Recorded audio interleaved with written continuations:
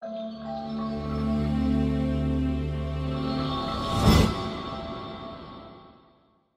système digestif est un ensemble de structures anatomiques qui permet la digestion et l'assimilation des aliments sous la forme de nutriments.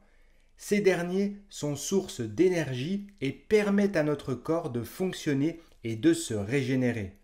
L'une des premières étapes de la digestion se déroule dans la bouche avec la mastication, puis le bol alimentaire rejoint l'estomac via l'ésophage où le processus digestif se poursuit grâce à une action mécanique et chimique. En effet, l'estomac se contracte et sécrète des substances, notamment de l'acide et des enzymes digestives.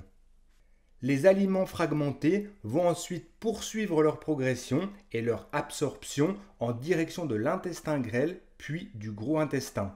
Les déchets non absorbés seront expulsés par les selles via l'anus.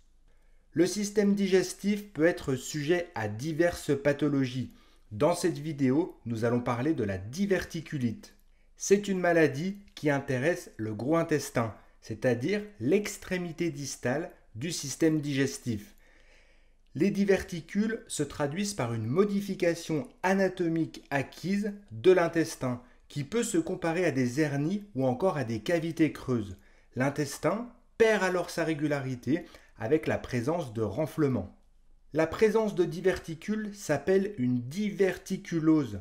Cette dernière est dans 80% des cas asymptomatique. Elle ne constitue pas réellement une maladie, mais juste une modification anatomique de l'intestin.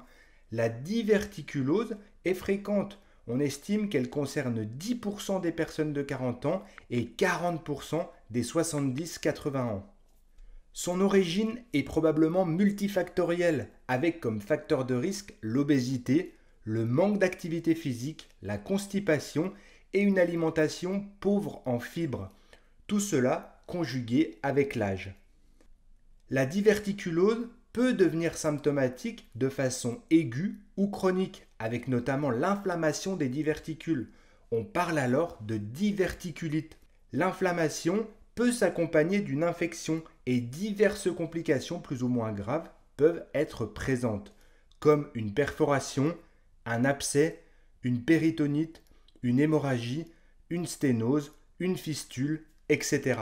D'un point de vue clinique, le patient éprouve souvent des douleurs abdominales dans la fosse iliaque gauche, un état fébrile peut être présent, tout comme des troubles du transit de type diarrhée ou constipation.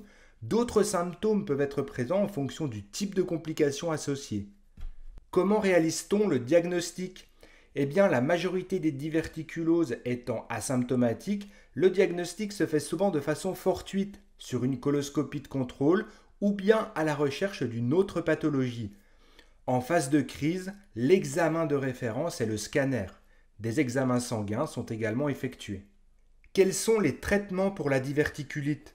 Vous l'aurez compris, on ne peut pas se débarrasser des diverticules puisqu'elles constituent l'anatomie même du gros intestin.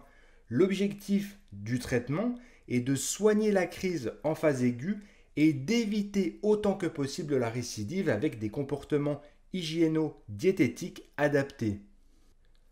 En période de crise ou en phase aiguë, il est habituellement indiqué la prise d'antibiotiques pour lutter contre l'infection ainsi qu'une diète alimentaire pour mettre au repos le système digestif. On évitera, durant les jours qui suivent l'épisode de diverticulite, les éléments riches en fibres, les graisses cuites, les épices, etc.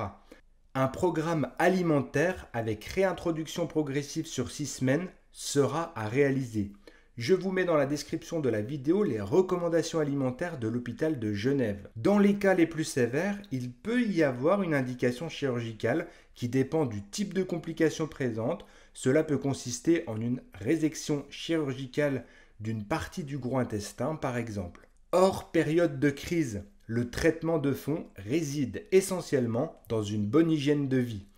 En cas d'obésité, il convient de mettre en place de bons comportements alimentaires afin de limiter les effets délétères du surpoids.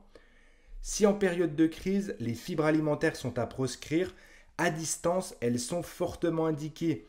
L'objectif est d'avoir des apports alimentaires variés et équilibrés Il n'y a pas d'aliments interdits sauf si vous en identifiez certains comme source d'inconfort digestif. Si malgré toutes ces recommandations, vous avez des troubles du transit, il convient de faire le point avec votre médecin.